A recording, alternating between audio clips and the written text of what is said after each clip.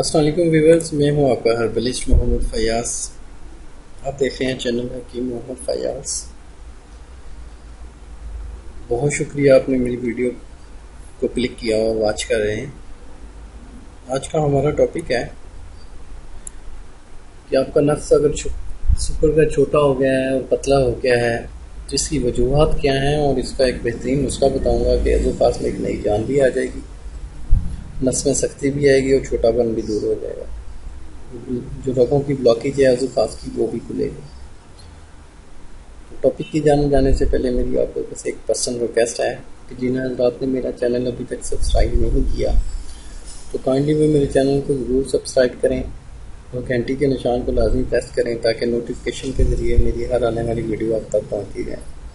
بہت شکریہ، جزاک اللہ۔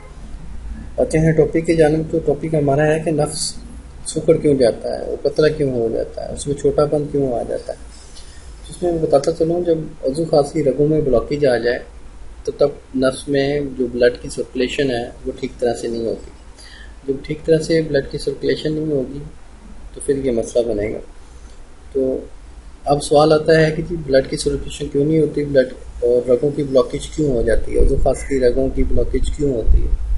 تو میں بتاتا چلوں، ازوفاس کی رگوں کی بلاکیج تب ہوتی ہے جب آپ غیر فطری طریقے سے ہم بستری کرتے ہیں اور مجزنی کا استعمال کرتے ہیں۔ تو جب مجزنی کا استعمال کرتے ہیں تو وہ بریک جو رگیں ہوتی ہیں وہ دب جاتی ہیں۔ جب دب جاتی ہیں تو اس میں بلڈ کا فلو جاری نہیں رہتا۔ اس کے علاوہ جیسے نمبر 3، جب آپ ہم بستری کرتے ہیں اور اس کے بعد ازوفاس کو واش نہیں کرتے، دھوتے نہیں ہیں، جو مادہ تھوڑی اندر رہ جاتا ہے وینز میں، وہ پھر وہاں پہ پک جاتا ہے، تو پھر وہ نالیوں میں سوزش آ جاتی ہے اور بند ہو جاتی ہیں۔ جب بند ہوتی ہیں تو پھر ازوفاس چھوٹا چھوٹا ہونا شروع ہو جاتا ہے، کیونکہ ازوفاس کی بڑائی موٹائی کا تعلق جو ہے، سختی کا تعلق ہے، وہ خون کے ساتھ ہے۔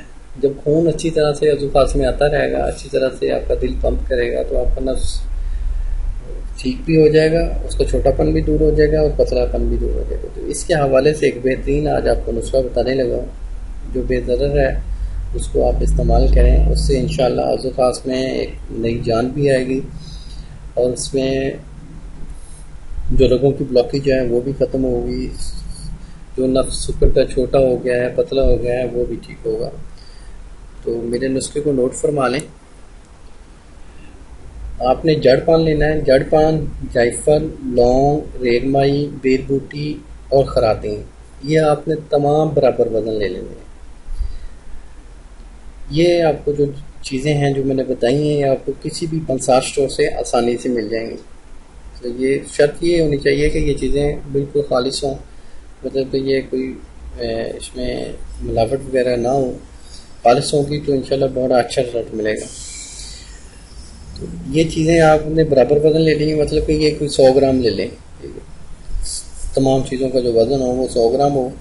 تو اس 100 گرام میں آپ نے 3 گنا مطلب 300 ملی لیٹر آپ نے کالے تلوں کا تیل لینا ہے۔ اس تیل میں ان تمام چیزوں کو صفوف کر کے، ان کے بریک کر کے جلانا ہے۔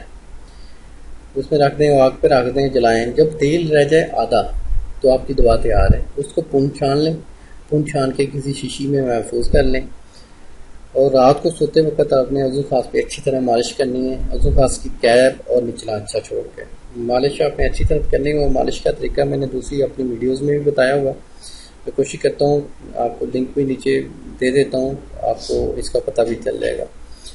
تو مالش کے طریقے کا اس سے آپ ویڈیو سے رہنمائی لے سکتے ہیں۔ تو انشاءاللہ یہ آپ نے جو مساج کرنا ہے یہ 5 سے 7 منٹ کرنا ہے، اور صبح اٹھ کے نیمبو پانی سے واش کر لینا ہے۔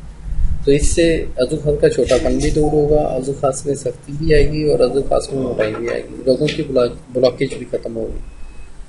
تو جن حضرات کو میری یہ ویڈیو پسند آئی ہے وہ لائک کمنٹس اور شیئر ضرور کریں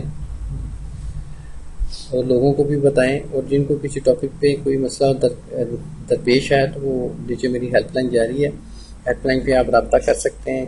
طبی مشورے کے لیے، کسی بھی طبی مشورے کے لیے آپ مجھے کال کر سکتے ہیں۔ اور بے اولادی، ہیپاٹائٹس، مردانہ کمزوری کا بہترین شافی علاج کیا جاتا ہے میرے کلینک پہ۔ تو اب آپ سے آپ کا حکیم محمد فیاض اجازت چاہتا ہے۔ انشاءاللہ زندگی رہی تو ملیں گے ایک نیکسٹ ویڈیو میں۔ اللہ آپ کا حامی و ناصر ہو. شکریہ. جزاک